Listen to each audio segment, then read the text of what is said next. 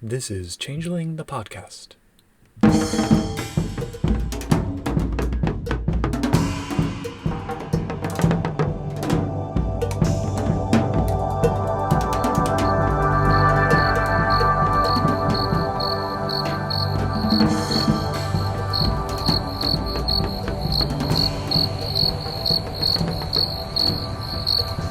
Welcome to Changeling the podcast. Come for the glamour, stay for the vibes. I'm your host Josh, and with us is your other host Puka. Say hi, Puka.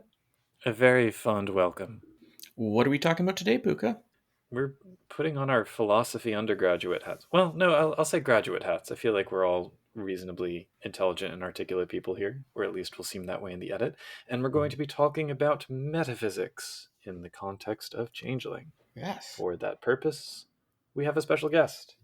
Hello, this is Terry from Mage the podcast, the game kind of about metaphysics. Are you now our... I think this might make you our most frequent guest, but that's... Your senior Mage correspondent or something like that? Yeah. Mm-hmm. But yeah, we bring you in to ask questions such as, what's metaphysics? It is the study of the first principles of things. I like that the second definition, as listed in American Heritage, is abstract theories that have no basis in reality. And I'm like, yeah, that's my boy! But when we talk about it in the context of titterpigs, tabletop role-playing games, it frequently refers to kind of the rules of the world you are running. Is there magic? Are there other dimensions? Do psychic powers exist? Is the world around you psychoreactive? Are there gods? Does prayer unleash energy? And it kind of says we have a sense of the intuition of how objects work mechanically. Like we understand the physics of throwing a ball kind of intuitively. But we're talking about what the layer below that is. And to me, it tries to answer what are the rules and nature of the large-scale, non-constructed things in the game? Kind of shorn of any intelligent agent, what is there? Unless the intelligent agent is the nature of things, QV a god or something like that. Mm-hmm. And I like metaphysics as a topic because it can do a bunch of things in our games. This is kind of something I got into because one of the problems that you quickly run into in Mage the Ascension is if belief is the limitation on what your character can do and you can believe some pretty crackpotty things, what does that do to the game? So as I spent more time playing the game, running one-shots, and doing a podcast about it, I kind of had to come up with some things to guide conversations on metaphysics. So my goal is not to tell anyone this is what your metaphysics should be, but here are some considerations if you or your table want to answer those questions, and maybe some of the benefits of doing so and some pitfalls that you can encounter. Yeah. I feel like part of the point of Mage the Ascension is to ask and answer those questions as frequently and loudly as possible. But Well, according to an episode you did, Terry, with released recently, with somebody who was like involved in like the original document and was like reading it and then like helped make the first edition. oh yeah. And it was Harry like, Heckle? yeah, I think it yeah, was. that was the original point of Mage. He got me. Yeah. And he's like, maybe we can make this a game instead, maybe a bit more. Yeah. And it's kind of interesting because in an unreleased interview, the question frequently gets brought up, what made that original edition of Mage so unplayable? And the thing was, it was very abstract. It required an intense amount of player knowledge to talk about this war of ideas. And I asked the question to this mystery guest, hey, we have made advances in game technology. We started out with war games, and then we had maybe parlor games that preceded that, and then we had the whole F20 run, your OGLs and D&D like games, and then we got Fate and Fudge games like that, and then we had the storyteller system, and now we have Powered by the Apocalypse and Blades in the Dark and Forged in the Dark and Lumen games and so on. Could we play that game now? And going around the table, one person was like, no, still can't do it. Another person was like, still, no, can't possibly do it. And the person who was there that helped make that playable was like, I think you could. I think the irony there, like a lot of this game tech came out of people reading World of Darkness stuff and going, you're promising one thing, but your system's delivering something different. Mhm. Why don't we try making systems that deliver that? A reaction to World of Darkness was a big, not all of it, but was a big part of that, like through the Forge and all that. But that's getting way off. For Changeling, because we're talking about Mage, and there's the World of Darkness, right? And you do kind of have to, for your Changeling game, like, we're talking generically about Changeling. You can definitely do things differently at your table. But I do think we have to, like, consider, like, mages still exist in a Changeling game. It's in the core book, right? But how much do you let your mage metaphysics werewolf triad or Oh, yeah. whatever, right? How do that influence your global thing, I guess? How do you deal with warring metaphysics, or what is your metaphysics, as it Yeah. were? And to that, I kind of have two separate answers. One, I really think the metaphysics of both Changeling, qua Changeling, Changeling on its own terms, Mm-hmm. of the power of dreams and stories, allows for the existence of true mages, and true mages certainly allow for the existence of the other. So I really Yep. don't think there's too much of a fight. I do think they are very different approaches. As I think I said on the last episode, the thing that a mage looks at a changeling and goes, oh, everything I make will be gradually worn down by time and destroyed. In all likelihood, why is it seemingly that changeling magic can actually get stronger over time? And we can talk about specifics about the idea Mm-hmm. of hypernarrative or mythic threads.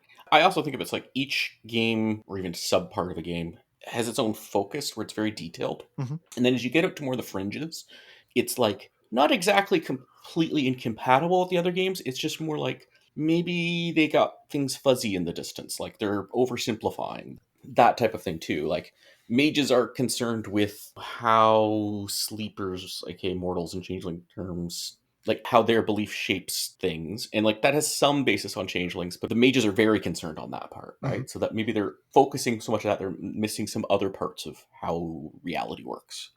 And the thing is, we only care about that level frequently in the most crossover of crossover games where Yep. I am literally playing a magus and someone else is playing a changeling. Otherwise, it's kind of interesting. Mage does the opposite of picking a fight.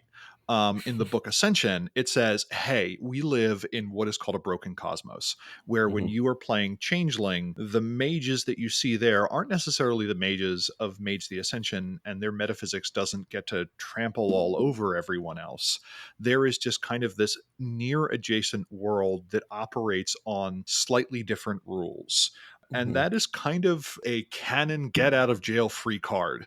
If you Yep. ever have a player that's like, well, that's not how it would work in Vampire, it's like, well, we have vampires here. We don't have kindred in this game or something like that. So just something to keep together. Yeah. But you can even still have like mages work like mages, vampires work like vampires, but like the bit in vampire talking about some weird spirit thing doesn't have to fit the werewolf bit talking about a spirit thing. Oh, yeah. We do not need to assume that each game that uses the same word means the same thing. So Yeah. I think you brought up a perfect example. Is it equivalent to say that Umbrood, Spirit, Demon, Bane, and Chimera are all the same thing? Heck no. Hmm. One may choose to read it that way. So that kind of gets us to the question of what do we get out of trying to answer these metaphysical questions at our table? And kind of Yeah. to me, they serve three different purposes. They can serve as a guideline to adjudicate rules questions. They can provide opportunity for plot, and they can help create an internal model for a game. So, for instance, one Hmm. thing I don't know that Changeling talks about is some things about a character may not be changeable in a meaningful way as written. So, most people don't have the option to just kind of spontaneously become taller, although with effort we could gain or lose weight or cut our hair. Can a changeling change their kith? And one of the things that I think is important, both answers to a metaphysical question should be interesting and engaging. And now we Hmm. could get to this interesting thing that says, no, not even say naming as an art has the ability to change it. And now we have this interesting commentary on essentialism. If the answer is yes, oh wow, how do you change it? Is someone going to set off this furlick, this change wave across changeling society? Does that get to be this cool new meta plot event? Or is it something that is fantastically difficult? Like you have to change the dreams and desires of all the people who gave Hmm. birth to the dream that became you? I don't know. So are you talking about changing a kith, like the category, like kith as a category, or are you talking about an individual changeling's kith? An individual changeling skiff. Yeah. You just have to die. That's easy. Yeah, well, that's the whole in the whole yeah, The kith book Slua secret Slua. order. Yeah. That, Yeah. yeah. I mean, I think naming does seem to allow for, if it allows werewolves to become puppies. I don't. And that's the thing, though. If the werewolf becomes puppy example, which is literally the example that they give for naming, I think it would be interesting if the answer were no. And now Hmm. suddenly, kith is something deeper. Now you get to go and say, well, maybe the mundane world is the dream. So that's what I'm saying. Like, either of those answers, I think, can be interesting and compelling. I think maybe we should try to think about what are the big metaphysical things in Changeling. Like, there's some overarching concepts, I think, and then there's details and things like that. And it might be useful to sort of outline that. I'm not sure me and Puka agree on this. And Yeah, we probably have our own things that we think are the crucial basic questions, but yeah, I mean, glamour and banality, you could say, are the biggest parts, well, I guess. So the one that I find most curious is we get the idea that there are these ancient entities that emerged from the mists or the dreaming, depending on if you're talking Hmm. about Dark Ages Fae or not. And my question is like, did any of these entities actually precede humanity? I think it's an Hmm. interesting question because it helps frame the entire world of darkness as a place where humans navigate a harsh terrain that is already poised against them. Or is this a setting of cosmic insignificance that we are just these agents dealing with night folk? And again, either answer to me is interesting. Yeah, there's an even deeper question. It's where does glamour come from? Which I think ties into that. Does it come from humans or does it come to humans? And I could sort of see these ancient things, like you're talking about Tuatha, the Danan, and Fomorians and stuff, coming along with that. Yeah, because are these entities all just creatures of human myth? And Hmm. we have this weird kind of retro causality, which to me is empowering about the notions of humans and their dreams, and changelings are just kind of another front. But if the option is the opposite, that there truly were Hmm. things that preceded humanity, like your characters can now quite literally be an heir in the war between the Tuatha and whatever else, the Fomorians, Yep. whatever you want it to be. And again, trying to make it so that both options are interesting is important to me. And kind of in the one that you bring up, frequently it is the case that the answer to a metaphysical question is it doesn't matter. Mm. So, for instance, an actual argument that comes up is I don't think the answer to the question of does contracausal free will exist is an interesting answer.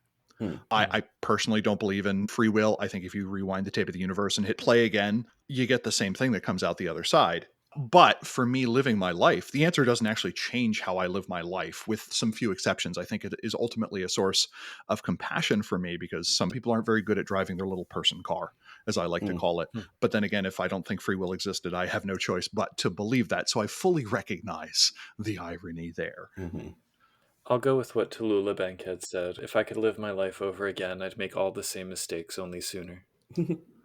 But in Changeling specifically, if you're talking about what is free will, I mean, that's mechanized in a weird way, and you have the something very different from what you usually see in real world metaphysics. It's like, well, you have the player making decisions, and then you have Mm-hmm. your character where some of these decisions are easier or could be cause consequences. Is not quite the same as like this.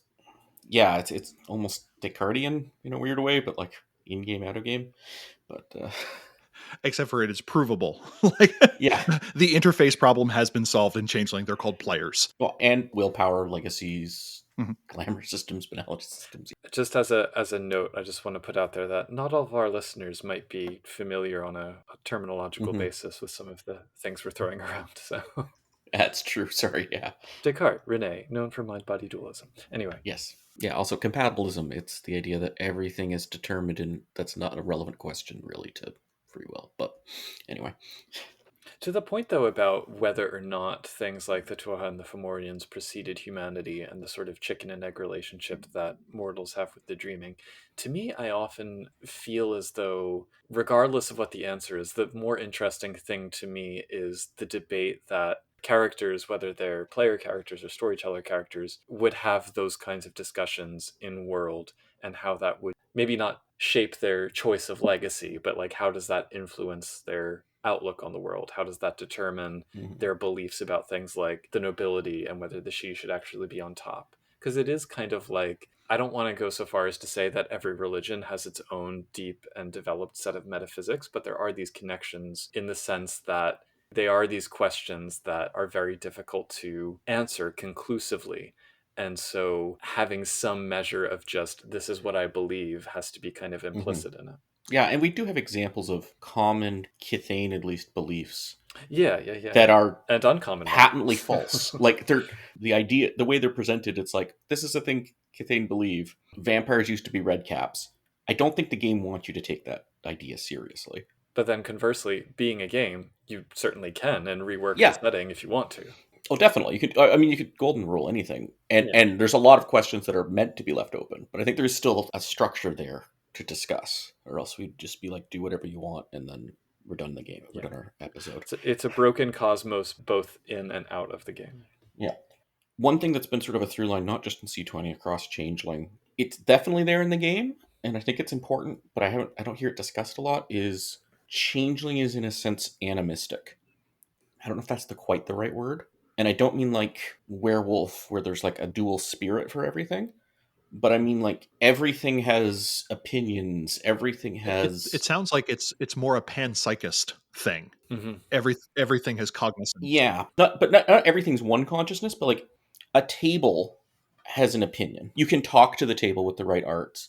When you do a bunk, you're basically doing like a Dadaist, like trying to make things ridiculous to the autumn world to make it more accepting of your crazy glamour, basically. The dreaming itself is very, it's not a thing you can talk to, but it has wants and goals and Instincts. instincts, yeah.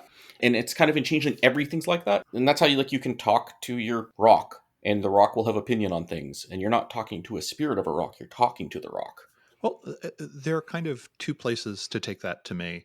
One, just to kind of define panpsychism, it's the view that the mind or a mind like aspect is a fundamental and ubiquitous feature of reality. This is not to say that there is only one mind, Oh, okay. Yeah. but that mindliness in some way is out there.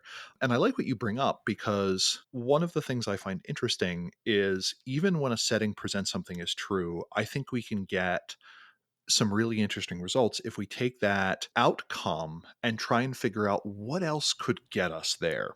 And to Hmm. me, the setting that you kind of presented, everything, you can talk to everything, there's kind of two.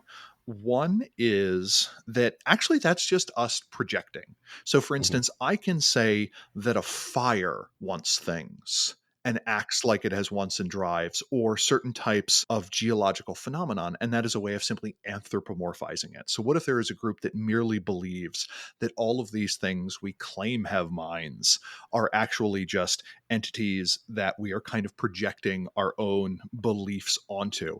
That can get us to absolutely monstrous places where Hmm. this group of changelings feels perfectly comfortable dissecting a chimera.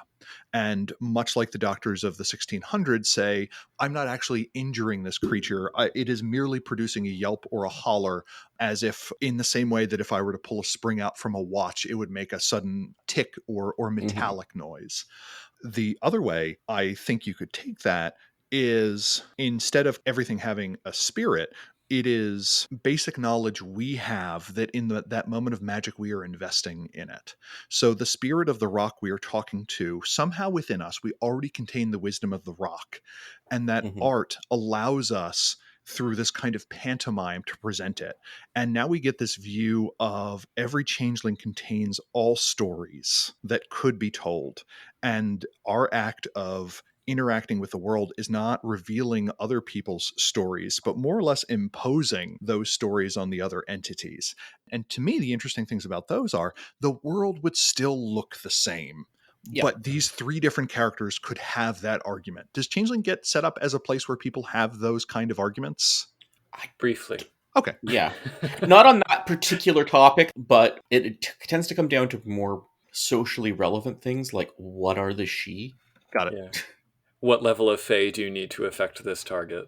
Mm. Well, that okay. Now we mean in game. Things like Okay, that. that's a That's a game mechanic thing that you need to. Yeah. It's a much more practical, I would Yeah, say, but I sort of mean, in thing. game you will have arguments like, do the she actually have the right to rule or not, and Right. that will be, Well, but that's a political one too. yeah. But has the dreaming imposed that, right? Yeah.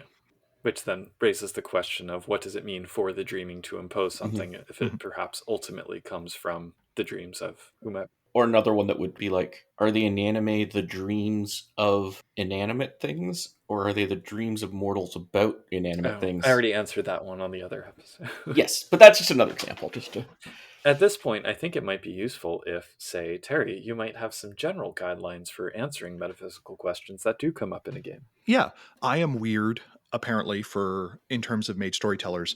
in that I think these arguments are fun, but I don't want them to be the preponderance of the game. I kind of want that tabletop experience of characters running around and interacting with the world and having motives and so on to kind of be a little more focused. That isn't to say, like, on one end of the spectrum, you have Furiosa in Mad Max Fury Road, where the interviewer says, Furiosa, do you think that you're a commentary on the disempowerment of modern women? And Furiosa just yells, there's no time, we have to get the truck moving.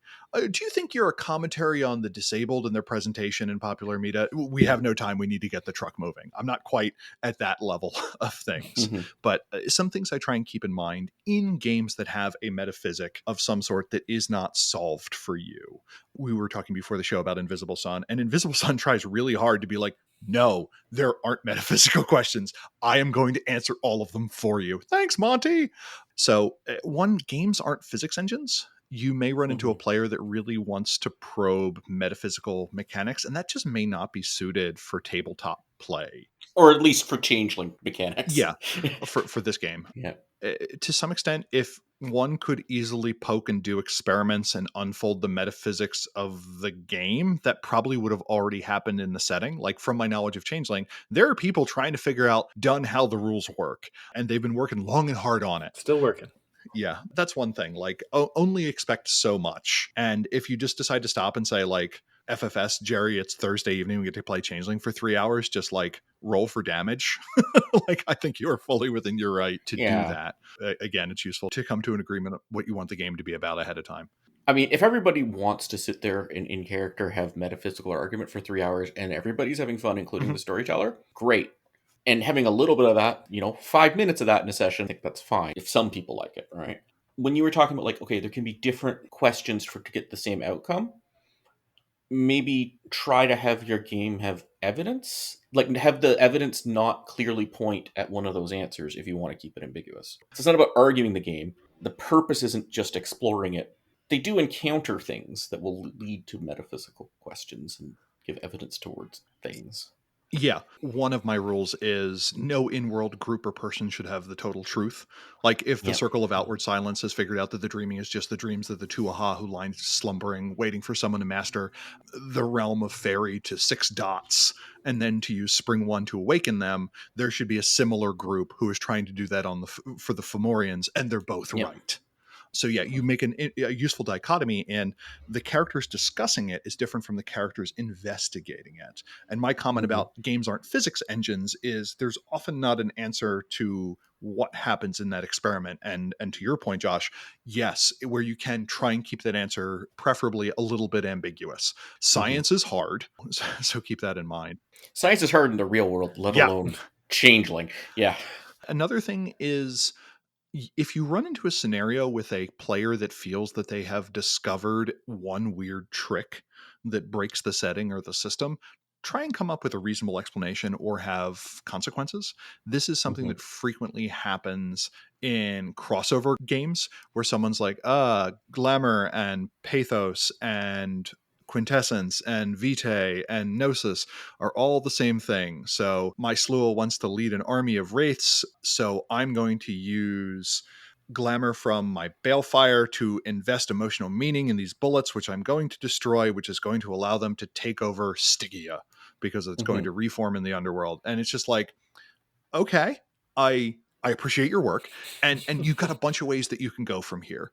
One is, it just may not be how things work. It may be the fact that it works the first time because of the sheer wonder your character has investigated, and is this weird ass plan going to work? Kind of the second option is something else happens. And this answers the question of, well, why hasn't someone else done it?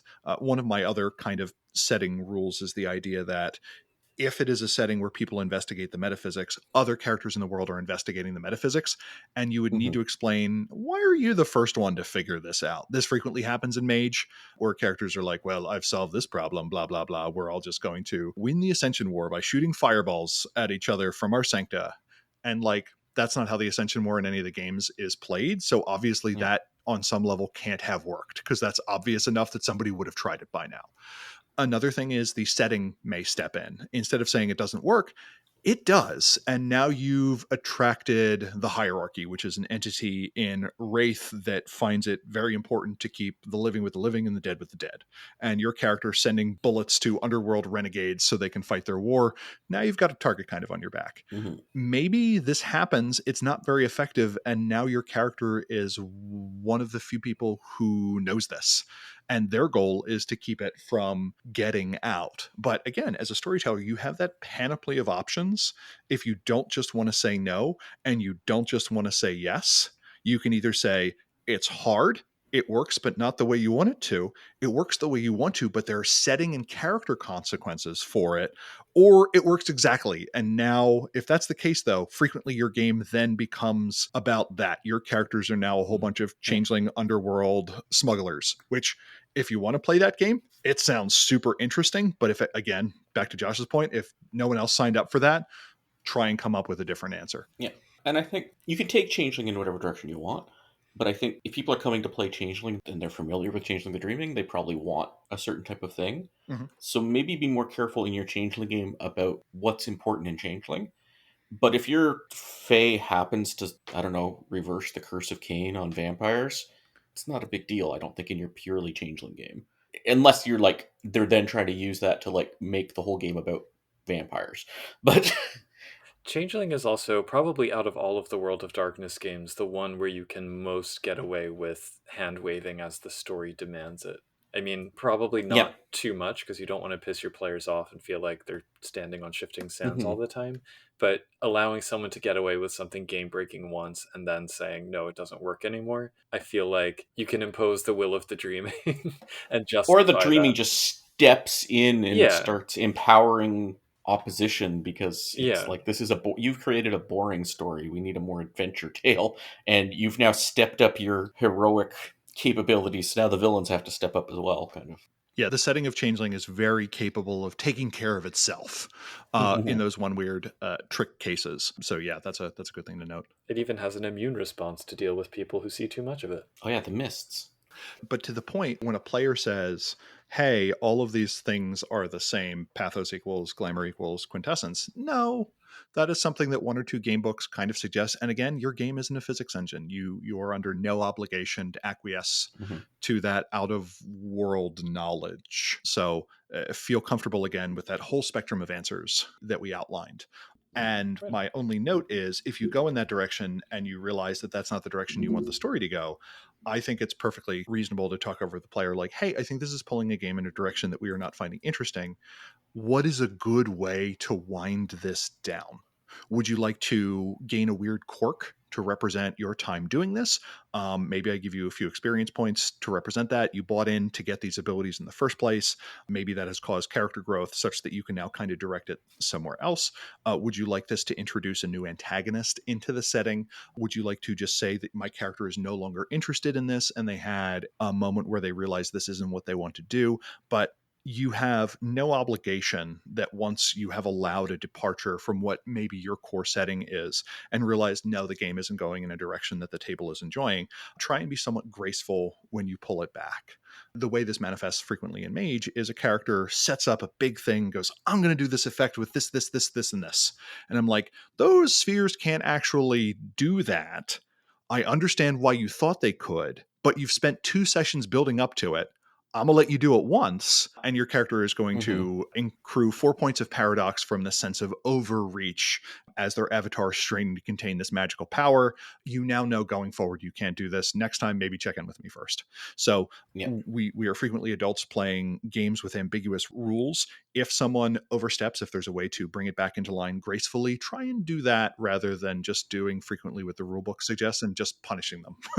And Changeling, I've had this in every edition, but C20, there's a bunch of examples where the rules are kind of, if you read them straightforwardly, you're like, oh, this could be pretty bad. Like, you mix Time Realm with a bunch of different cantrips, and you Mhm. can get very silly things happening. Like Time Realm with Pyretics 5, one interpretation, you're pretty straightforward to be, you're kind of immortal now, and that could be upsetting for a game that, say, has, like, fighting in it. Yeah. Changeling really could use some paradox spirits. Yeah. Paradox Chimera.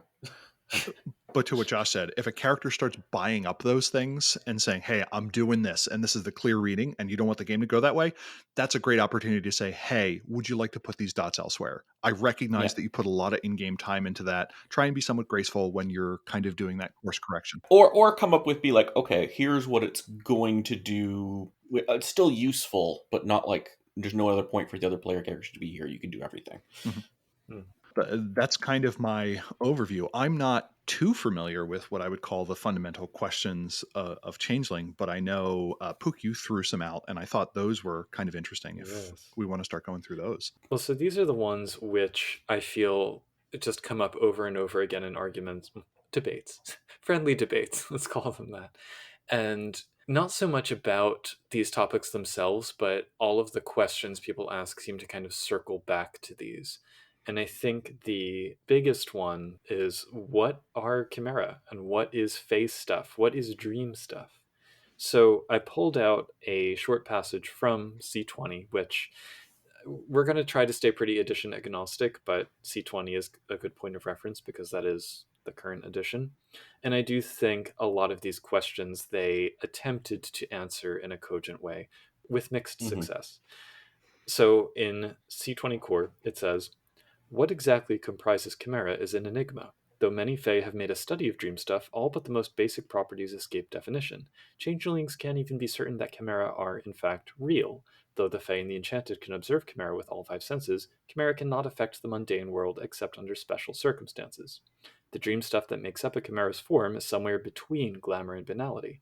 It is crude yet elegant, able to retain a shape while being malleable, and can change its properties so that it mimics flesh, grass, leaves, fur, breath, rock, water, soil, ice, fire, dragon scales, or anything else a person can dream.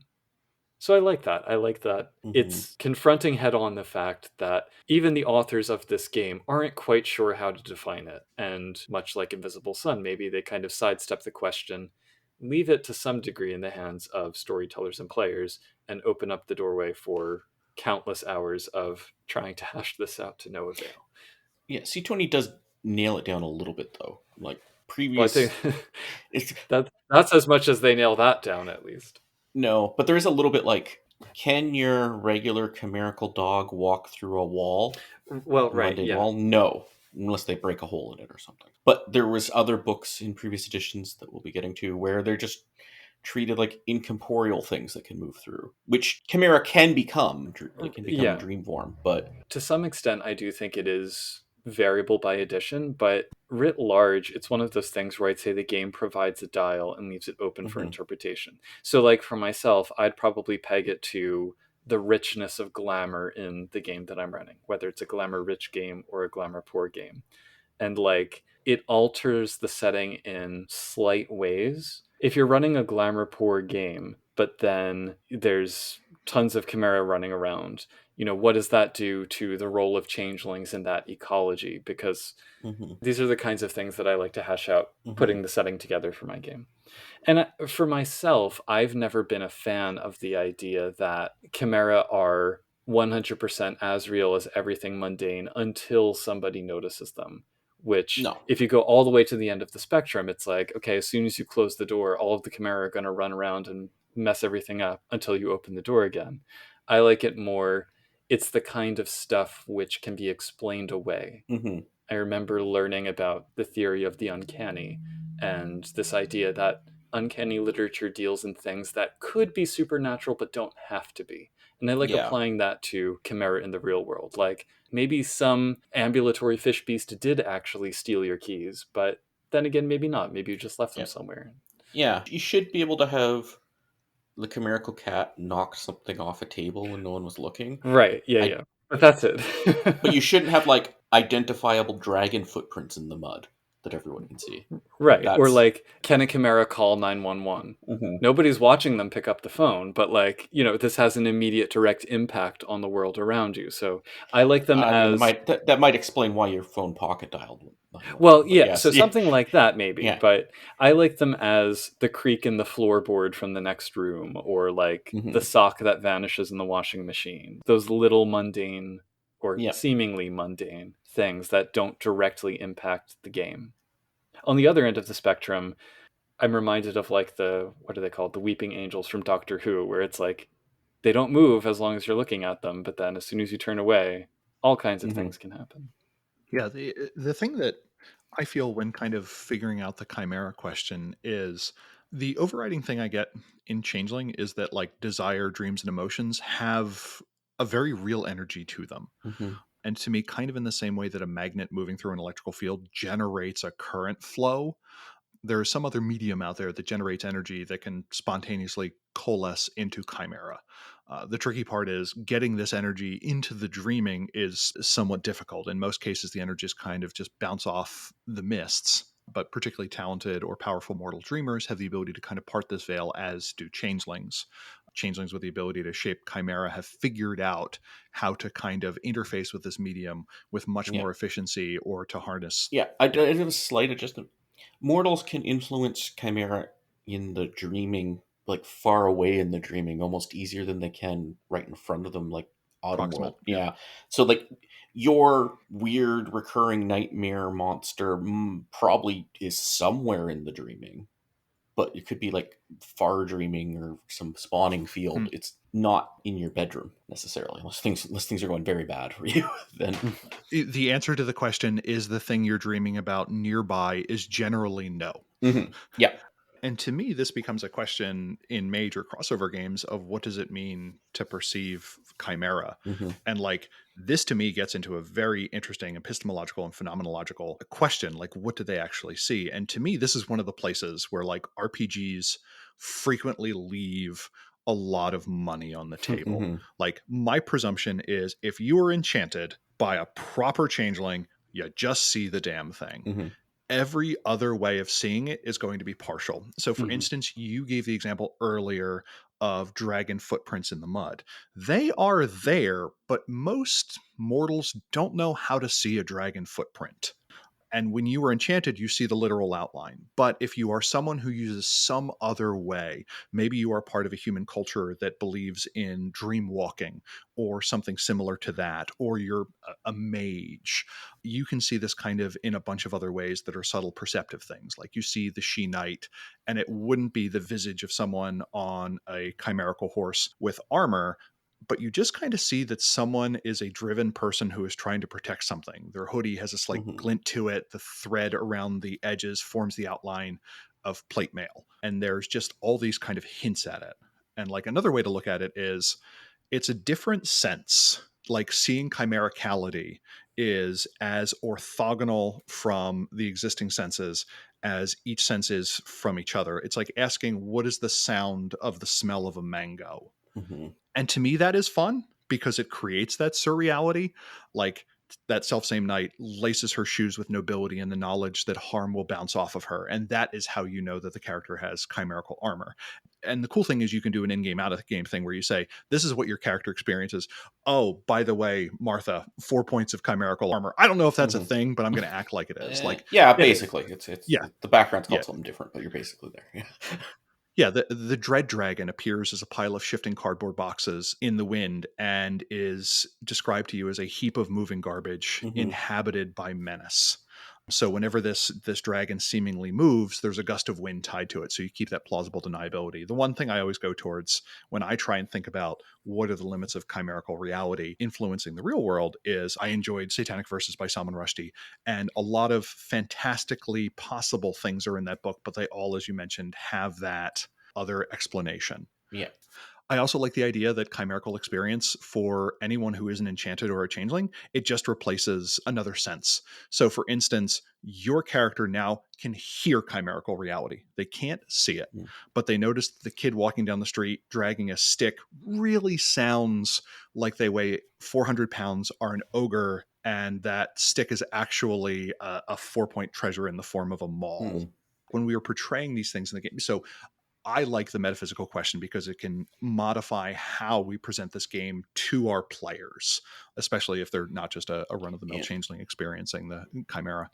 Yeah. One thing that also the books are clear about, but I find changeling players, and especially people who are vaguely familiar with changeling, don't clue into about chimerical reality. Like, with the exception of maybe extremely banal people and places, there is a chimerical quality to everything.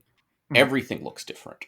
The colors are different. The artwork might not be the same painting at all. There might be a painting that isn't there. People, really like a really nasty, angry person might be looking more like a red cap, even though they're still just human. Like there is more to that too. It's not just mundane reality plus like a bunch of chimera running around. Mhm. It's re-imaging a lot of stuff, like kids making stuff up of what they're seeing around them and interpreting differently. So there is that too. So there's chimera that are like, yeah, that's not just a reinterpretation, but there's also just reinterpreting the world around you in a chimerical way. That to some extent, except for the most banal people, chimera or chimericality are always present. And I Yeah. like your idea of kind of a chimerical gallery of some sort. Hmm. There are only 80 actual paintings in this gallery, but based on which ones you purport to see, whether it's more or less than that, that some changeling group uses that to infer something about a dreamer who talks about how jam-packed a Yeah. particular room was with Dali prints or something like that. And they're like, you saw 88 paintings in there. That's interesting. But every mortal sees some cross-section of it because there's no actual catalog that's produced. I very much like that. Hmm. And maybe you have that metaphysical investigation group that uses this gallery as a way of poking and prodding at the limits of chimera and human perception. They also do suggest, and not just mages or those with certain supernatural abilities, the extremely low banality people, like babies or just a person who, whatever current events are making them not quite fairly low banality, even if normally they are a higher banality person. Or animals. Animals, yeah, that does kind of slip through. Again, it's not the full enchanted, but like you're talking about one sense but not another. Or it could be you're seeing one thing differently but not another thing next to it differently. That too does come in. I had threatened in our discussion before recording to bring in the phenomenology of perception because that's one of those Hmm. academic niche fields that I'm really into. And I won't do that, but I do think it is useful for kind of hashing some of this out. There's the sort of well trod aphorism that we see things not as they are, but as we are. And it makes me wonder. And this, I think, is something that probably comes up in mage discussions quite a bit as well, whether or not there is some kind of objective chimerical quality, or is it just the glamour of the observer reflecting off of that? Because even if there is that objective reality, there's the argument that we can never fully perceive it by virtue of having knowledge and culture and memory and experience kind of affecting our perception. And so, as Terry, you said about having another sense in a way, I feel like that sense, the level of development that it has, the number of dots in kenning someone has, maybe, that's Hmm. training your perception to be able to perceive that glamorous truth, that chimerical quality, less obscured, maybe. Yeah, I think this fits the books, but it also is just ease of gameplay. I do have the, let's suppose, zero kenning but enchanted or changeling perspective Mm. is going to be fairly common among all of them. Hmm. Like, I can describe a house and the chimerical qualities of it. I don't need to describe it differently to every player.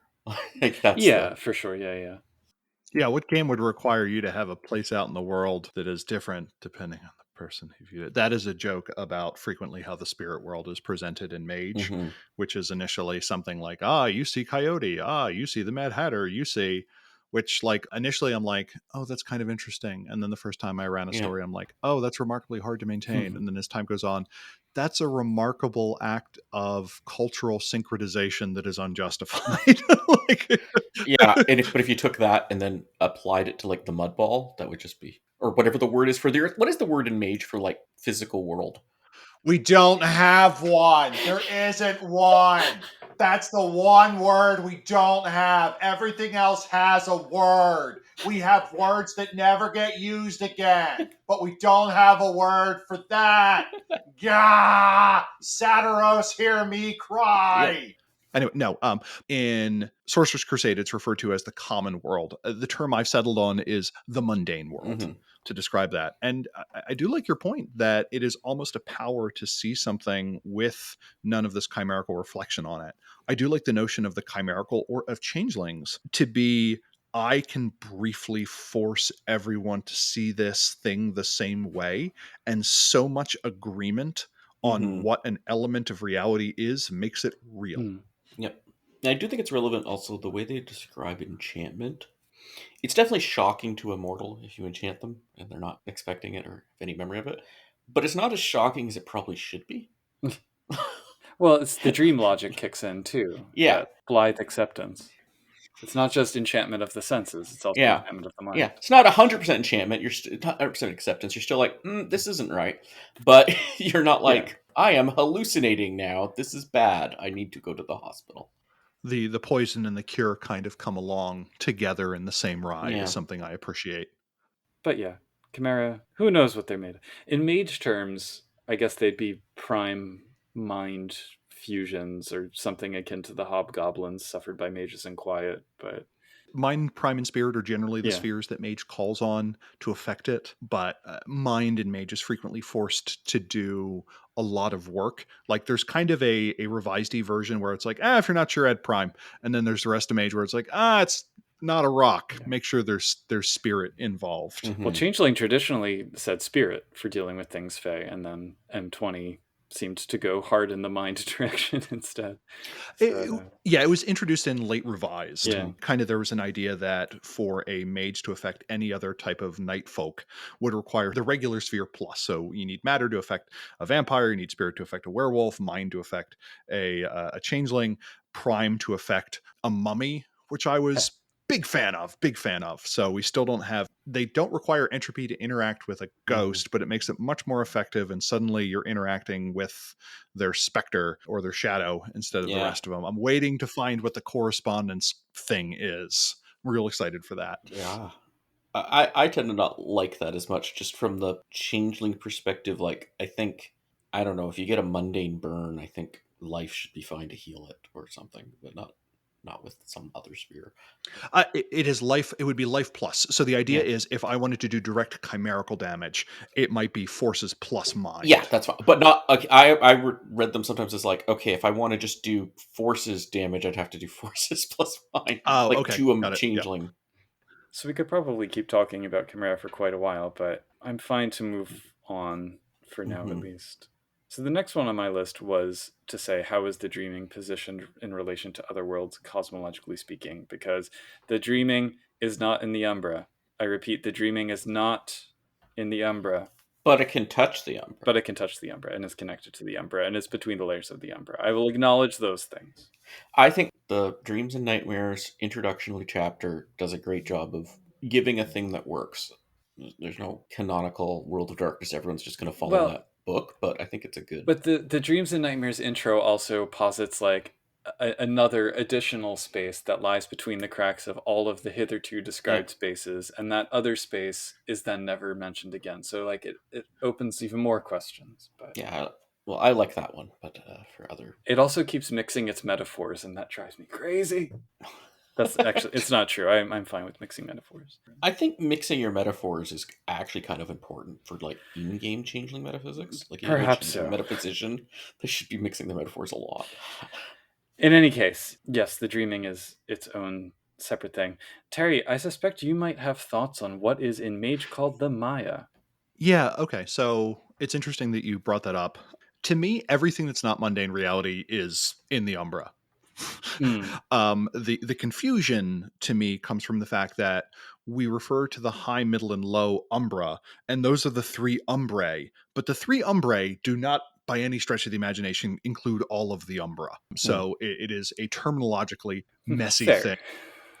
Yeah, Yes, I will accept this polysemy. yeah. My problem is like, you can take a different approach, and you'll be like, okay, well, that means if a mage goes into dreaming and they're there for what 60 days, they're going to discorporate. Like, Mm. no, I don't like that.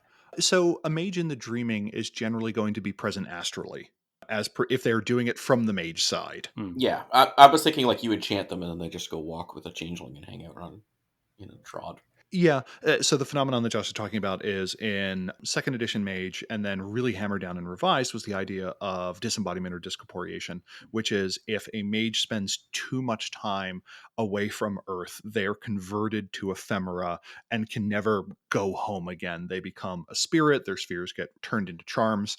And Revised really kind of doubled down on this, that the only way to avoid that was to in some way fundamentally change yourself by making an agreement with a spirit patron using, for instance, the totem background or something like that, or literally to convert your lifeblood into a stronger tether, or a number of other ways, making a pact of some sort. So if you want to treat it as an other place, that's fine, because the other analog is we never got the idea that discorporeating occurred on the digital web. Mm-hmm. So we have the three umbra, the high, middle, and low. One is the ideas of humanity, one are the feelings of humanity, or the ideas of nature, as it were.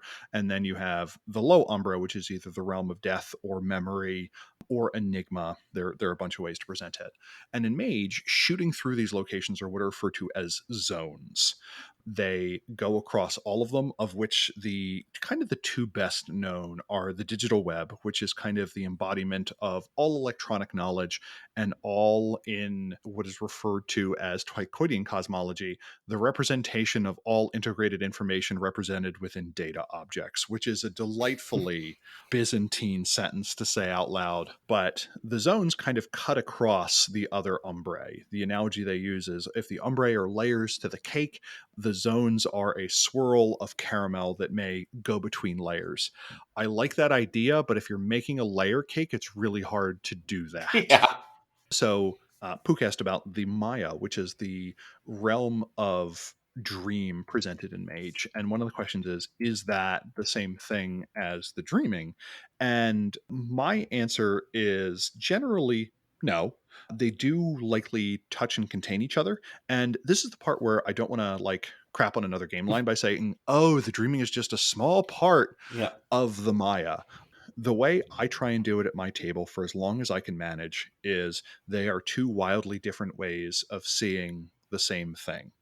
So in Mage, we get the idea that that when people dream, they go to this other place, their astral self, their mental projection, goes to kind of their dream bubble. And if they find a way to escape their dream bubble using mind magic, being able to be an Oniromancer, by having the domain background, Mm-hmm. by having the assistance of someone else, they can kind of go outside their bubble. And the medium between it is something called the etheric sea or the etheric ocean. I can't remember which off the top of my head, which is annoying because we now have two other world places known as ether space. Thanks. And it is just kind of a sea, but some people can walk on the water. And to me, those are dreamers, because in Changeling, the area is largely presented as being material. And we get the idea that you can go from dream bubble to dream bubble, and that there's kind of a geographic element to it, but also there's a part that is deep and a part that is kind of Mm-hmm. near to it. Yeah. So to me, as much as I can manage, I really try and have the two be two wildly different ways of Yeah. experiencing the same thing. In the same way that a human can theoretically move in 3 dimensions in water, but a fish can do it Mm-hmm. way better. That is Yeah. kind of how a changeling is interfacing with the dreaming versus a mage interfacing with the Maya. How I might go for Changeling, they do talk about that dream bubble part. Mhm. It's your own little personal dream realm made up of chimera, and onomancy art lets you go there, and you enter there's rules for it, and it's fairly clear, right? But that's just your dream bubble, and sometimes maybe a dreamer can escape their dream bubble. That's probably not good for the person, and I don't mean dreamer capital D, just a person dreaming.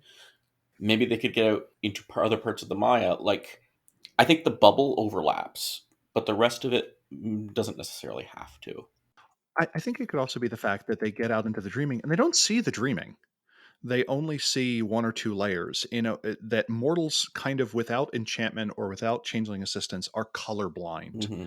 as it were. They don't see one of the most illuminating analogies I've heard is, what does it look like when different animals look at a rainbow? Mm-hmm. And to Oh, think that a dog, they just see kind of the red and yellow band, Yep. and a bird sees additional bands past the violet into the ultraviolet. And then you have the mantis shrimp that just kind of sees this sphere of godlike light emanating from it, and then cracks a sheet of plate glass with its claws, because those things are ridiculous. I don't think we need to play a game where everyone in the same place necessarily sees all of the same elements. So I like the idea that in the same way that changelings see the ground as firm, thus they can walk on it, a mortal doesn't, and they just kind of see this cosm of dreaming beneath it, and they flail about in it. And that they might see a changeling just kind of walking on the surface, but they may not be able to see a wrath or an entrance to a freehold or the distant cities Yeah. or something like that. Those are just colors that those creatures don't know how to explore yet. So even if they're in the same place, they're having a radically different experience and they just don't know how to interact with it. Yeah. But what about things aren't seeing them either necessarily, though? Possibly not. Yeah. It could just be one of those things where, oh, the thing is literally roiling beneath the ground. Changelings learn how to not see those things. Otherwise, you run into a problem that the dreaming is just covered with flailing mortals having crappy dreams. And if you want to present that as the first Yep. experience with the dreaming for a changeling, I think that would be cool. But yeah. Yeah, it does present it as almost like a sub-near dreaming. Mhm. Is the literal place that you're dreaming. Yeah. In the same way that we cannot see oxygen molecules collide in air Yeah. or something, I think it would be reasonable to say something like that. So to me, the presentation was never really dissonant between the two, because I think the interesting thing that Mage kind of presents regarding the dreaming are the way bits of dreaming can kind of pinch off and go somewhere else. So I like the idea that when a character has a nightmare, it is not because they themselves had a bad dream, but because their little dream bubble went by a nightmarish portion, or the weird monster they see is actually a denizen of a spawning ground, and that explains why they see it 3 or 4 nights in a row. I think the question of Maya versus the dreaming, I think they actually play surprisingly well together. Okay.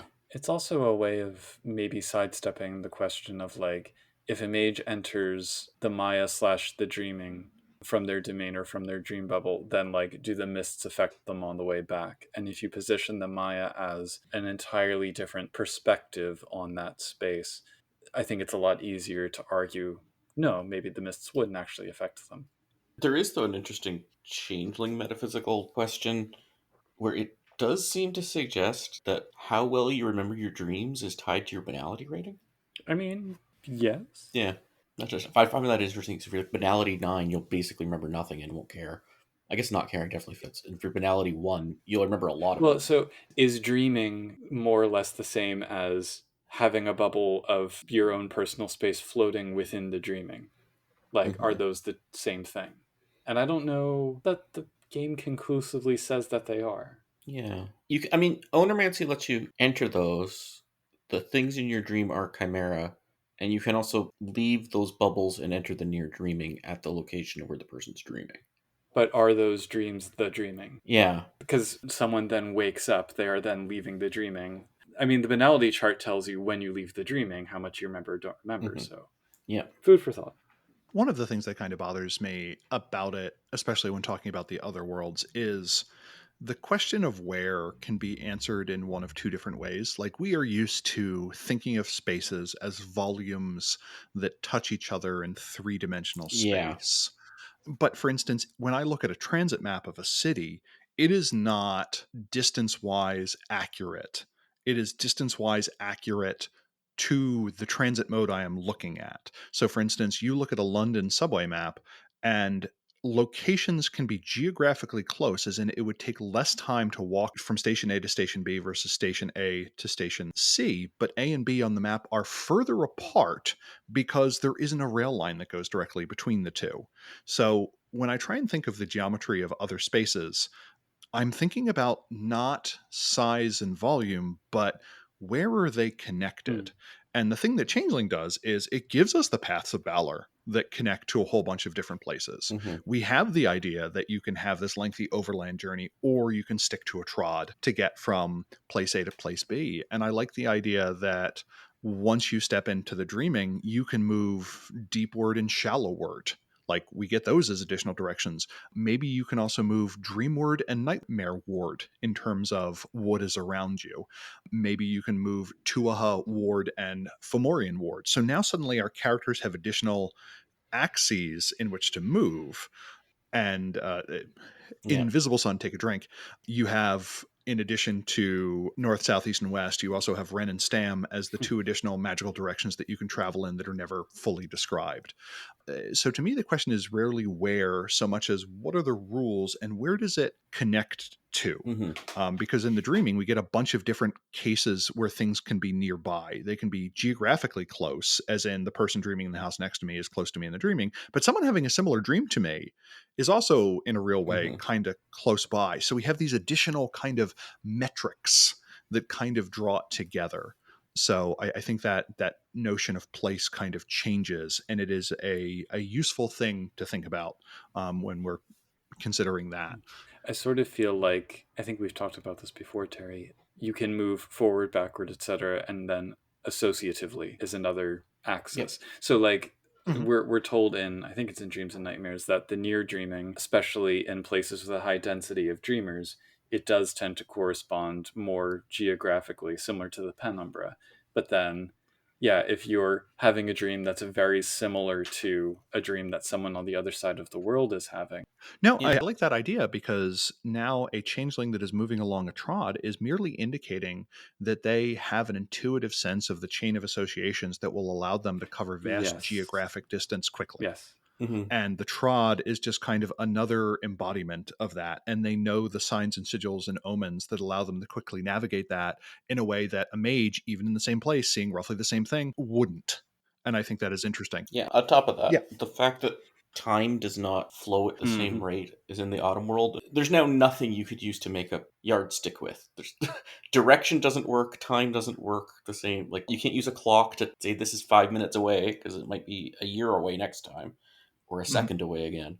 And story wise, it gives you this range of choices in the sense that if you and your motley need to get from point A to point B, it's like, Mhm. okay, well, you could travel through the mundane world and deal with all of the banality and all of the risks associated therein, or Yep. you can try to follow the trods and hop from freehold to freehold to eventually get where you're going. Or if you have an Oniromancer with you, you can just go from dream to dream, but who knows what kinds of chimera you'll encounter in there. Yeah. Oh yeah, the other thing that's not even just dream associations, it's also how familiar you are with somebody. Yeah. It's like a correspondence thing for. Sympathetic dreaming. Yep. So, something we talked about a bit in our episode on glamour and banality is the relativity of it, which has been, I would say, more foregrounded in the 20th anniversary edition. How does that, in y'all's opinion, affect their nature as forces? In mage Hmm. terms, should they have their own resonance traits? You know, when you're thinking about glamour and banality being as much in the perception and attitude of the person perceiving the glamorous or banal thing. Well, you say perceive. I think there's another way to look at it in that glamour and banality are self generating and they are a process Hmm. that creates an effect in the observer. So, for instance, you lift a very heavy object. Did the object cause the feeling of fatigue? Not really. It was your muscles straining, producing lactic acid that created a literal burn. Like your psyche produces glamour and banality from the process of digesting Hmm. experience. Yeah. But banality is kind of the natural crap that accrues when dealing with an experience. It is frequently positioned as a property of the object. To me, it is a property of the perceiver. Peter Medawar, Nobel Prize laureate in medicine, actually comes to mind, talking about how it is arbitrary to call something genetic versus environment when the two interface. Like if you're in a community with a common condition and the thing that triggers the condition is rare, we call it environmental. So, for instance, you're allergic to mustard. If the allergy is very common in your culture and the plant is very rare, we call it environmental. If it's the other way around, where the plant is ubiquitous and only some people have it, we call it genetic, even though if that person were to move to a different Mm. location with a different environmental commonality, we would kind of reframe it. So to me, it's almost more of a tag thing. Like I wouldn't quite call it a resonance. You could view this as an object radiating different colors of emotion, and each of us has different filters with which we see it. Some are injurious and cause banality, and some are enlivening and cause glamour. Yeah. And as we grow older, or as you accrue banality, the lens just gets a little bit dimmer. Yeah. It just doesn't let so much through of any given color, and you become more immune to inspiration as well as from being further ground down. And those are just kind of two ways that it leapt out at Yeah. me to kind of describe it. I see it as actually fairly objective if you're talking about actual objects, specifically people and places, right? So this person has so much banality. This person currently has so much glamour or is generating so much glamour, right? So what I see as very subjective is what will make this person gain banality? What will make this person generate glamour? What will, if that makes sense? So, like, even how much something else's banality will influence your banality is very subjective. Well, we're kind of in a bind because the game itself presents multiple systems that I think make different assumptions along those lines. I mean, in the sense of, on the one hand, we have temporary glamour and temporary banality points that accrue and Hmm. become permanent points, and they're actually these Hmm. quanta on the sheet. On the other hand, you have like triggers, which are, I mean, at least one of them Yeah, has to be completely subjective. but no, that's what I'm saying. A trigger makes you gain more banality. What causes you to gain banality is very subjective. How much banality you gained is objective. Yeah, so there are connections between those systems, but those systems ultimately are predicated on Yeah. different ways, different assumptions about how banality works, what banality's Well, nature is. oh, I think it's consistent. Like, okay, if you're a childling and you're encountering someone who's banality 9, that will gain you banality. If you're a grump encountering someone who's banality 9, that's not going to gain you banality. But they still have banality 9 regardless. I think the question for me is, to what degree are either glamour or banality inherent qualities that someone or something possesses, or more along the lines of how Terry's putting it, I think, things that are Hmm. generated through interaction. And I think the game tries to have it both ways to an extent. Yeah. Well, I think the generation through interaction is definitely subjective. Yeah, oh, for That's sure. for sure. And interestingly, I think it's more so for banality than for glamour because, like, you do have autumn people and stuff, and occasionally there does seem to be this aura, this Hmm. chill of winter that surrounds them. But often it's more kind of just the absence of glamour. And glamour seems to have at least some measure of independent existence because we have dross, certainly. We have glades where we're told there's natural glamour that just kind of bubbles up, or things like freeholds where no matter what kind of antithesis you have or what kind of glamour flavor you prefer, if you sleep in a balefire, you'll get some. So it's a little bit Yeah. asymmetric. I'm okay with it, but metaphysically, Yeah, but it also gets a question of like, what is a dreamer? Like, the book, including C20, is actually ambiguous as to who's a dreamer. yeah, So it could be somebody's banality 7 on the sheet, right? And mechanically they're banality 7, but like for this one fae who knows how to muse them, they're still a dreamer. sure. I mean, I'm okay with that. I do think 7 sounds a bit high, but Yeah, I was trying to give an extreme example. That would be, yeah. it'd be very rare to do that, but I think it's not But this impossible. is the debate that I think we've had and we've seen happen, and people are still hashing Hmm. out, is like whether banality should just be a single number that's on the sheet for every Hmm. purpose. Because it does seem that it should be a little bit in flux. Yeah, I'm not sure how it would work if it was specifically if you're talking about changelings. Immortals having banality is a sort of different question, but like a changeling, like I don't think like my character, from my character's perspective, their banality is 3, but from another character's perspective, their banality is 5. I don't think that would. Putting aside the issue of things like autumn people, I think it works more smoothly if you do think of banality as just being the absence of glamour, because then it's not about changing the banality Hmm. level. I think that gets rid of a lot of nuance where you could It have does. No, things of low absolutely. Yeah, yeah, banality yeah. and glamour, and you can have things of high banality and high No, glamour. I'm thinking purely from a functional perspective of Yeah. ways to read. What I think you gain in the exchange, though, I mean, I don't know that we do need to go so far as to add resonance traits to changeling or glamour, but I could see something like a kith having a glamour affinity, or an individual changeling having some kind of glamour trigger or whatever, where it becomes easier for them to gain more glamour from certain kinds of people or places, in the same way that like Leonin get a bonus for Rhapsody. That's their thing.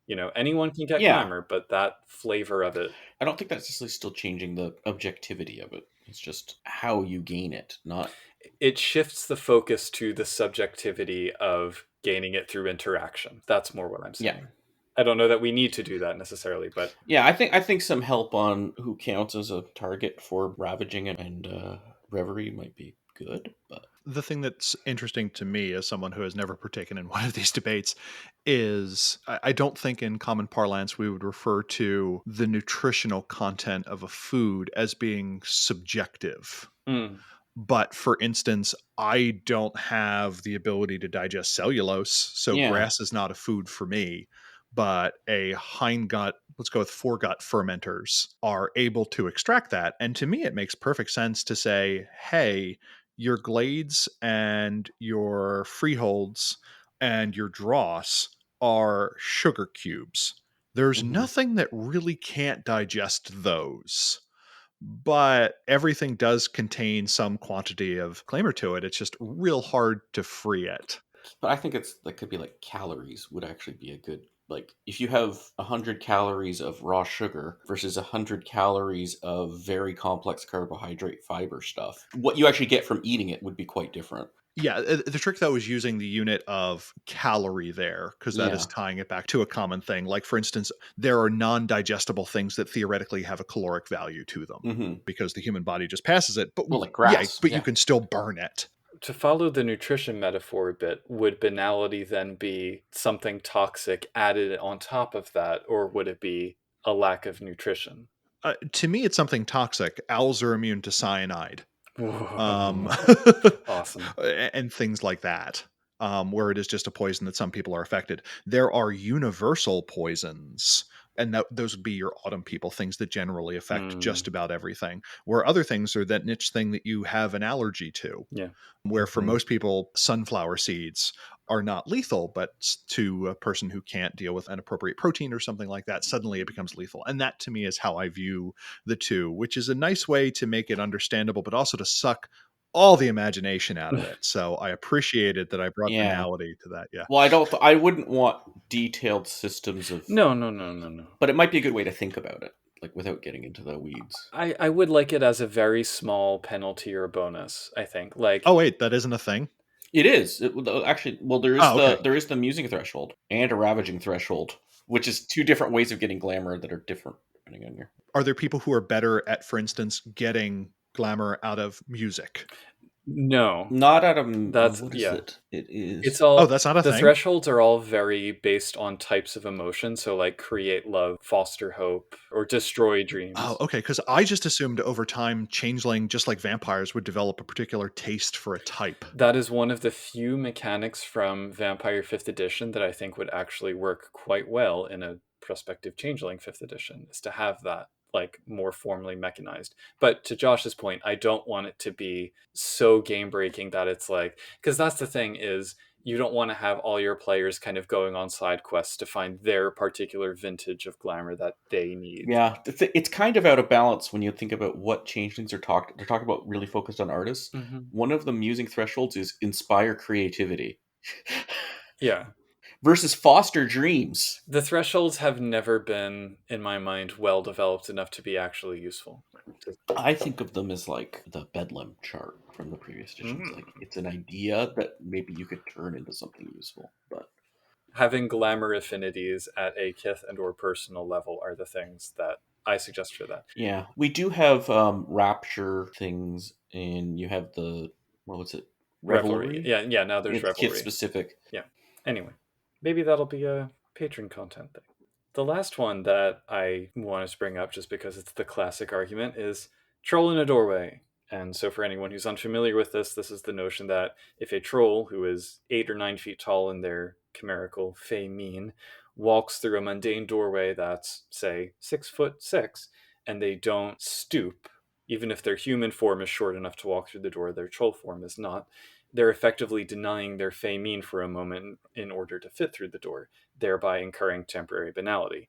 So you can also talk about things like satyrs wearing shoes or puka having to tuck their tails in or whatever. So it's a headache when you dig into it. I do think Hmm. C20 actually handles this pretty elegantly because they focus on intent as kind of the deciding factor in resolving any conflict between the chimerical and the mundane. But I don't know. I wanted to open that up for discussion. Yeah, I like the C20 approach, which does actually make it, talking about subjectivity again, like Mm-hmm. chimerical reality becomes a lot more non-literal Euclidean objective. It's more you're perceiving this way, people are sort of taking the same perception from it, but like if you tried pulling out a chimerical ruler and measuring things, it's not going to work well for figuring out what's going to happen. I like the idea that you pull out the chimerical ruler and you say, "How long is this table?" And you say 3 months of longing, and everyone just nods, knowing what that means. And then you say what the Yep. actual unit is, or something like that. Um, I mean, is this something that the game could accomplish by, like, is there a metric in Changeling that says the degree to which your Feymane is forward or not? Like, is this something that, oh, this only becomes a Um, banality trigger if you're out of the state of balance? Because we are constantly, in little ways, denying who we are. it was actually okay. So how it worked before C20 would Okay. be if you're out of balance in favor of banality, you might not have a banality trigger by walking through the doorway. Mhm. But if you're in balance, you would have a banality trigger by walking through the doorway. Is there ever a point in Changeling where the two sides almost literally get to talk to each other? Like, is there ever a literalization of the discussion of the human side and the Fey side? Because I would love you to have to cut a deal with yourself that says, for the duration of this conference, you don't have to do this, but when we're done, there's going to be so much LSD inside of a ball pit that it's, yeah. I would say there are two instances of that, neither of them particularly well fleshed out. Okay. One is rapture, which is the way that a changeling, it's sort of like a self-driven seeking, where they kind of commune with themselves to gain glamour, Mm. and indeed can gain permanent glamour from it. The other is the Shirhain, who are the immortals that have reached perfect balance. In the older editions, that was their whole thing. They had reached this harmonious understanding. They got to Fey Golconda and became immortal, living in perfect balance between their Fey and human sides. That has been revised in C20, and that aspect has been not explored any further. Yeah. I guess the other would be your Narcadian she, and it's in the Time of Judgment book in the No. scenario where the human you replaced shows up and is mad. Also It's that, like reverse changeling the and lost. now also in Harbingers of Winter. So, Yep. but yeah, it's not a regular feature of the changeling experience as presented in the Okay. game. And the metaphor it's sort of going with is this is very much written by people in their late teens and early 20s who are very afraid of growing up, I think was a big. But it's the you forgot, like you used to be cool man kind of thing. Mm. Like the mortal side would be the responsible adult that doesn't really even remember the stuff that or think about the stuff they did back in high school or college or something versus the more wild out there, less responsible person.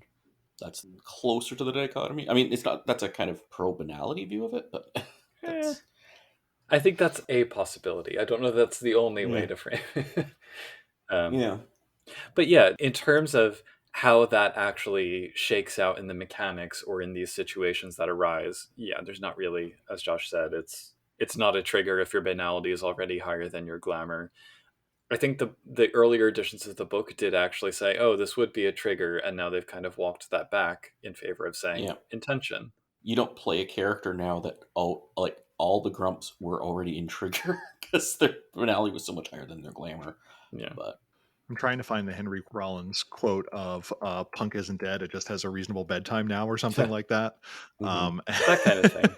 yeah, and when you say, like, the kind of that view of youth, Although it is also the you used to be human and then you became aware of who you really are too, the other direction. I just think the thing that always strikes me about these questions is I am not a person with a unitary notion of self. I really don't think that there's a little me that's Hmm. piloting inside.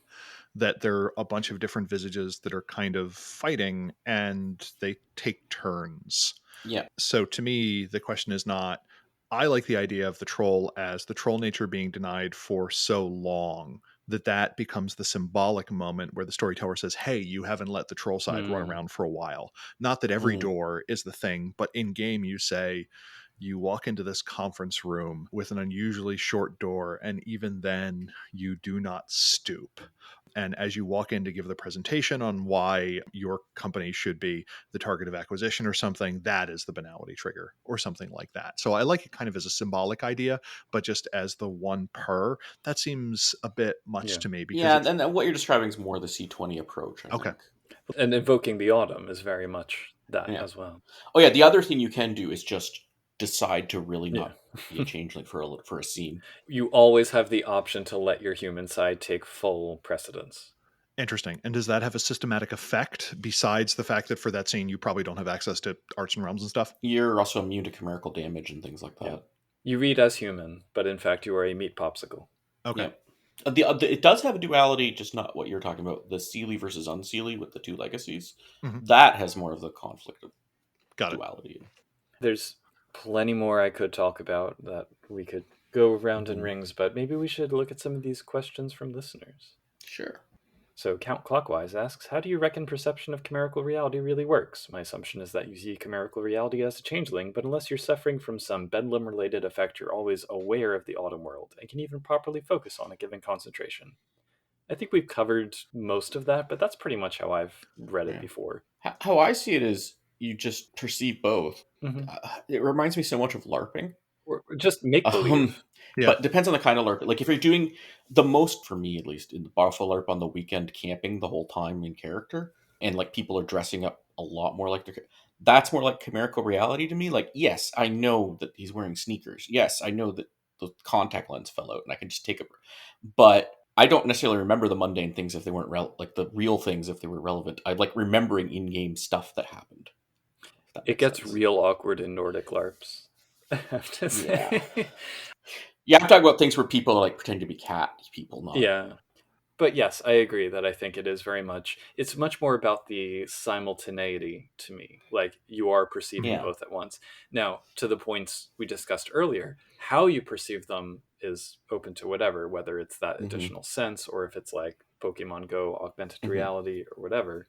But that's what distinguishes changelings is that they do have both lenses on at once. Yeah, and that's assuming a balance too. Like, I think you can also have like a little slip ups from time to time would be reasonable, but it wouldn't. I wouldn't impose it as an ST, but it'd be like, oh, I forgot about something you would only notice as a mundane thing or only notice as chimerical. You might miss Mm-hmm. sometimes, but I think where it would actually impact, it's either a bedlam thing or a banality thing where you're actually starting to struggle. And that's one of the signs that your character's approaching the point where you might not be a PC anymore. So Wah, wah. quiet. It's like quiet. Yeah. Is it? Yeah, inner paradox. As long as we don't call it a metaphor for mental illness, which I never really hmm liked. Yeah, But they've at C20 sort of doubled down on it's a metaphor for toxic effects of things causing problems. okay. Somebody in the Discord, I think, tried to make an analogy to synesthesia, which I thought was hmm interesting. I don't think it quite works, except maybe in a very specific way, but I like thinking in that direction at least. Yeah, I use synesthesia a lot for kenning rolls, Mm. like describing what you're the extra thing you're picking up from rolling that wouldn't just be straightforward saying it. Bro.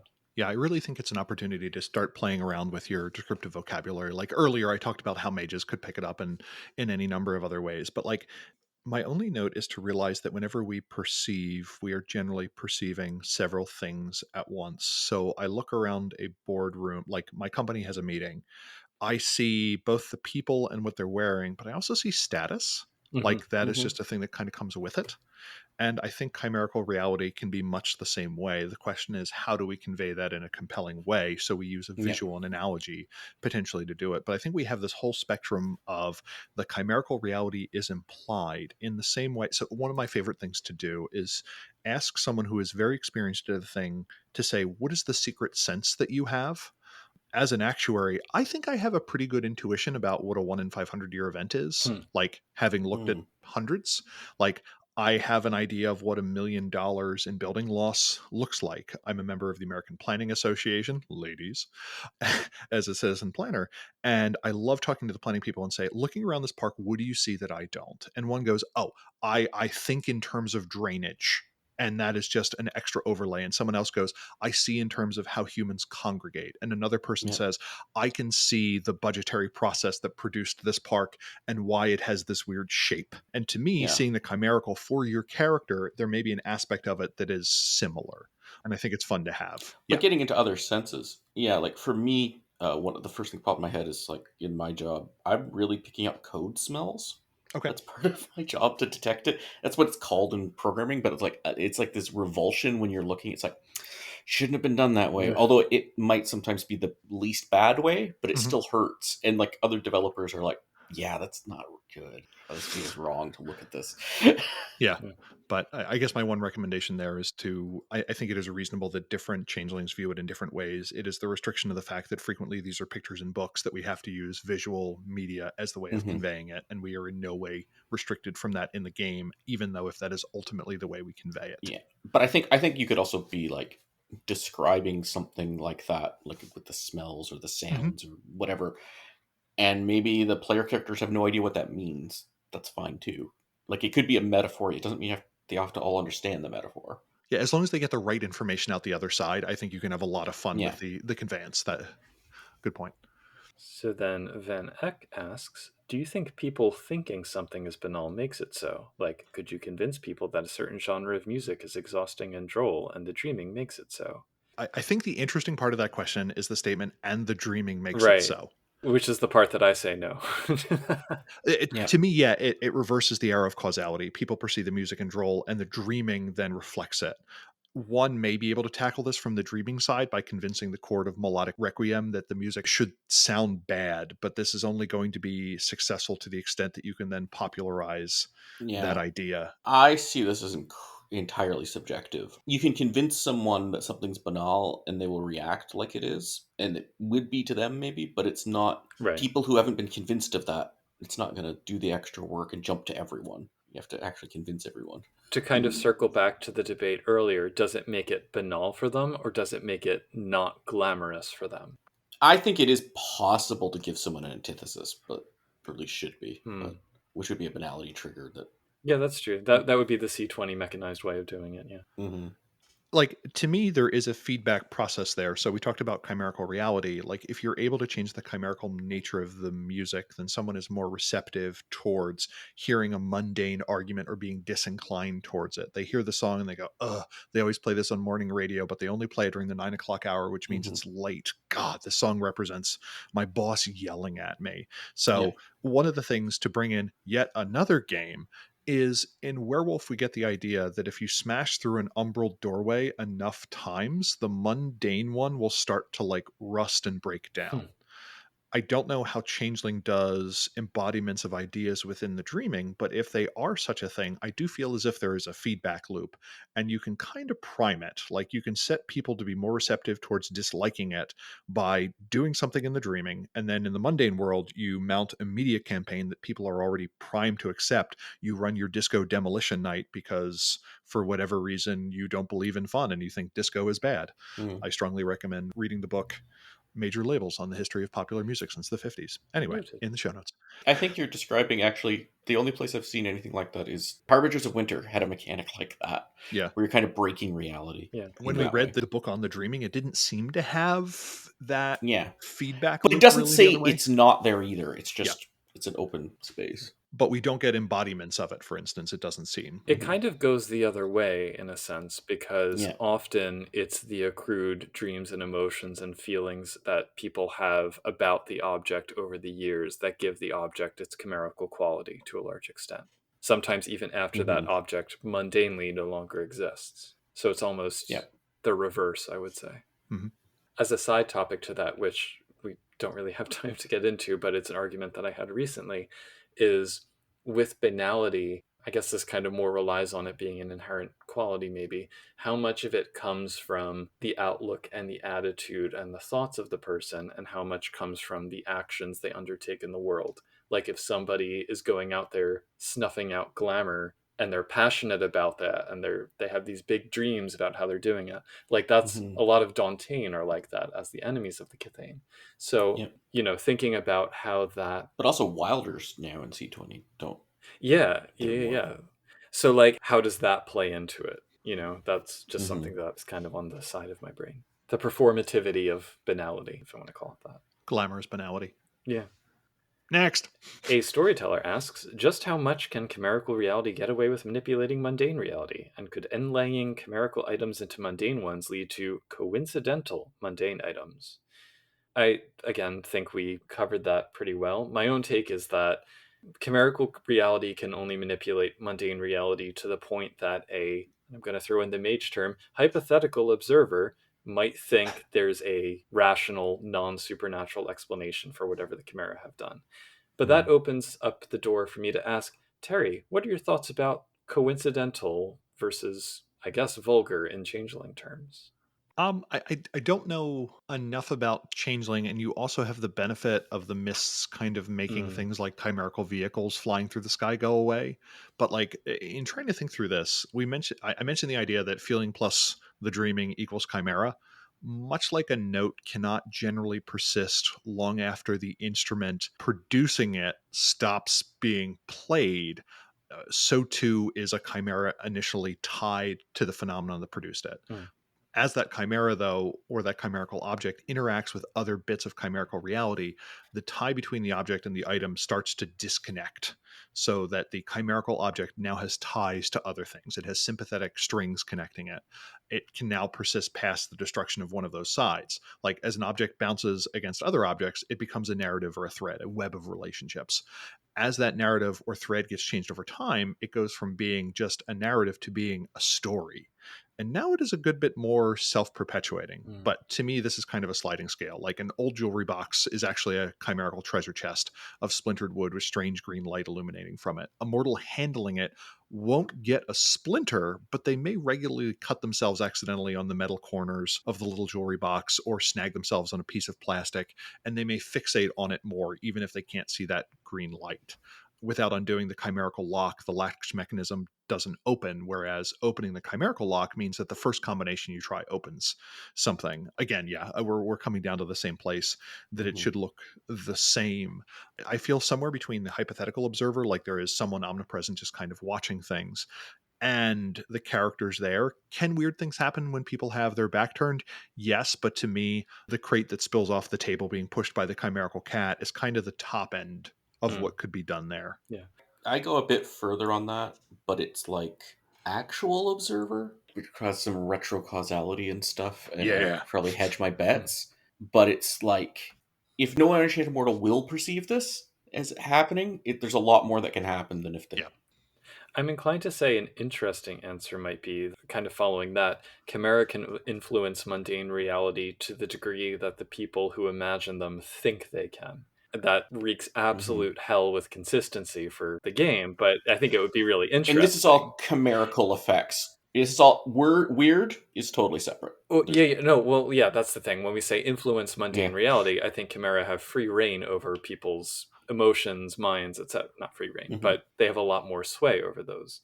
But yeah, in terms of knocking things off of tables or opening doors or whatever, what do the people present think that something out there might be capable of? Like kind of that Hmm. you hear a noise outside and you're like, oh, it could just be the house settling, or it could be a burglar or whatever. So if you have now created Yeah. this incidental chimerical burglar monster, velociraptor, whatever, is it your mundane meat brain that has the final say in determining what that chimera is not capable of, or is it your imagination that determines what it is? Yeah. I'd be tempted to go with like, I don't know, you have a toddler and there's a mischievous chimera there and you're in another room for a bit and you come back. There can be some things that where you go, oh, that toddler just messed things up, but it was the chimera. I always love that scene in The Sixth Sense where Tony Collette and Haley Joel Osment are like in the kitchen, and Tony Collette's like, "Oh, I got to go get your different tie or whatever," and she walks, and the camera follows her for 10 seconds to the laundry room. Then she comes back into the kitchen and she screams and jumps because Haley Joel Osment is still sitting frozen at the table, but all of the cabinet doors are open, and she's like, "Were you looking for something?" And that kind of moment, I think, is like Yeah. a really great Yeah, it can also get your character in trouble too, actually, I think about it. yeah, yeah, exactly. Those kinds of moments, I think, really drive home that Hmm. uncertainty. Ultimately, though, again, Changeling is probably the one where you can hand wave it the Yeah. most. So then Seb asks, would chimerical food be filling or nutritious to Fey beings? In the dreaming, both. Outside of the dreaming, Yep. yay. I would say it could probably give a slight sensation of fullness for a bit, but you're still aware of your autumn hunger, and you wouldn't get nutrition from it in a mundane sense either Yeah. way. Assuming you're talking about changelings, not Yes. other chimera or Yes. something. Yeah. Seb also asks, if a weird cantrip can affect autumn reality and the mist can cover up actions, then what happens if you injure someone? There was an extended discussion on the Discord about this. Do we want to summarize it very briefly? Um, I think we came down on the mists blur everyone's memories into something reasonable about how the injury occurred in that Yeah. instance, but there's other weird cantrips. I would look at the mist chart. So it actually does talk about different banality levels. The mists affect differently. Hmm. So if there's an unenchanted mortal with banality 2, and there's also an unenchanted mortal with banality 9, the one with banality 2 will remember it pretty well. And if there's, say, with someone with 5, they'll have like a weird distorted memory. And the one with 9 will be like, what are you talking about? That never happened. But you have a hole in your chest. We were there. We saw it happen. No, I don't know. This has always been here. Yeah. I'm an accountant. No offense to accountants. Or they just don't remember why they got hurt. I think another way of taking it is that you can have the scene unfold with the knowledge that it will be concealed in mind. So that sword slash actually Mhm. isn't the butt of the blade. It was something else that causes an internal injury Mhm. that doesn't create that seeming contradiction. I think there are ways to run those weird scenes such that the evidence of it is self hiding, that in the act, it is not the mist coming back and cleaning up, but the word of the Yeah. episode that Josh and I are throwing back and forth, retrocausality, the mist knows that it will have to reassert itself, and it unfolds in such a way that it always looks like it's going to be regular.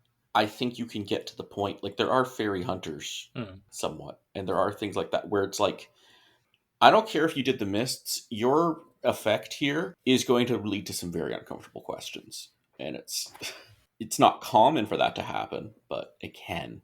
This is one of the aspects that makes the presentation of Dantain kind of difficult, because if your banality is that high, at what point does memory modification become just amnesia, and then like you Mhm. can't remember why you're hunting, what you're hunting, or why?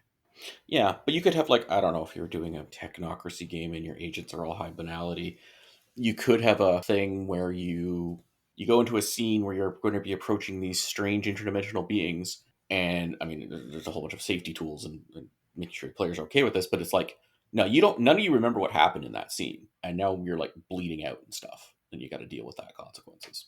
There is no anti-mimetics division. This is not your first day. Yep. Yeah. Are there any other? I think that was all the questions. I guess thus endeth Metaphysics 101. Mm-hmm. There will be a test for anyone seeking to advance to Metaphysics 102. Yep, that test is running a game that involves metaphysics for at least 5 sessions.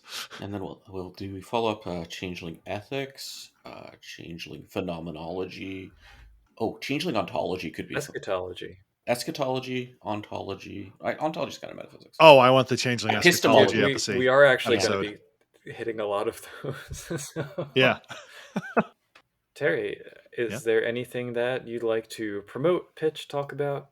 The only two things I have are if you're more interested in this mage game and the varied conversations, or would like to hear about Changeling from the mage side, where a number of Changeling related folk have come to join us. We also had a brief conversation with Harry Heckel, who did writing in the early World of Darkness and kind of portrayed an interesting idea of what the dreaming was. You can hear more at Mage the Podcast, which is magethepodcast.com. My other weird little side project is Pain in the Dice, because games are fun but sometimes hard, and that is paininthedice.com. I have a few interviews from Gen Con that'll be going up there. Also, my attempt at creating a weird way to draft a character, and I'll hopefully be porting that to the old World of Darkness soon. But there, or at Terry Robinson on the Bird app. There will be links in the show notes to this episode. Yeah, thank you very much, Terry. Yes. Thank you. Gladly. Yes. So once again, you can find our podcast, changelingthepodcast.com. Send us an email, podcast@changelingthepodcast.com. Follow us on Facebook, where it's actually starting to get some lively discussion going on, Changeling the Podcast page. We're on Mastodon, changelingpod at dice.camp. And our Discord is discord.me/CTP. Links will, again, all be in the show notes. Yes. And once again, I'm Josh. I am the platonic ideal of Puka. And remember, glamour is not gnosis, is not pathos, but they are quintessence. I don't know. I couldn't think of anything. The nature of Fey existence is something that has preoccupied Cathane since long before the Shattering. She philosophers have written extended treatises considering the nature of the Arcadian soul. Satyr gurus have penned Socratic dialogues asserting that pleasure is the first principle of the universe. Surprisingly, the simplest and most coherent answer came from our survey of a Boggan quilting bee, whose matrons told us they'd long ago deduced that the answer to life's questions was to channel all existential wrangling into baking. Whatever dream stuff is, what really matters in the end is that it makes for an absolutely killer banana bread. These interviews and the rest of our content are fostered by the support of you, our listeners, and particularly our patrons: Derek, Dorcadus, Oreo, Razcaboose, Sandchicker, Sija, Terry Robinson, and Tricerabeth. You can join their ranks and receive benefits, including a shout-out every episode, by signing up at www.patreon.com/changelingthepodcast. We also appreciate reviews left on the podcast listening platform of your greatest convenience. Thanks for going with us on this esoteric journey, and until next time, keep on dreaming. Here come the outtakes. Sympathetic nighttime play sounds like a literal translation of like a kiki in Japan or something like that. Oh, I was going to say some kind of 13th century sexual manual. Yeah. Okay, I'll take that too. We didn't get to the notion of what constitutes a soul, but maybe next time. Oh, that's an easy one, right, Terry? Luckily, the one game that answers that question is Mummy. Yep. Your soul is your ba plus your ka plus your ket plus your keter plus your secum. Kaibit. Don't forget Kaibit. Easy. Yes, the Kaibit. Like this is a thing where the World of Darkness does answer this question, and everyone else too thoroughly has their head up their own ass to answer it. So what is it? The Kot, the Ba, the Ka, the Ab, the Ku, the Ren, the Kaibit, and the Sahu. Huzzah.